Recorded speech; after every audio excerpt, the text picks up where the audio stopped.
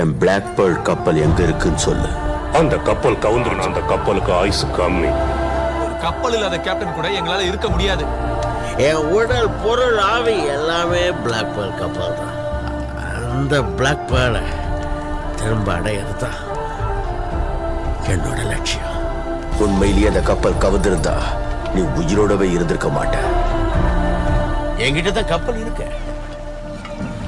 என்னைக்கும் என்னை கைவிடாத பிளாக் பேர்ல்.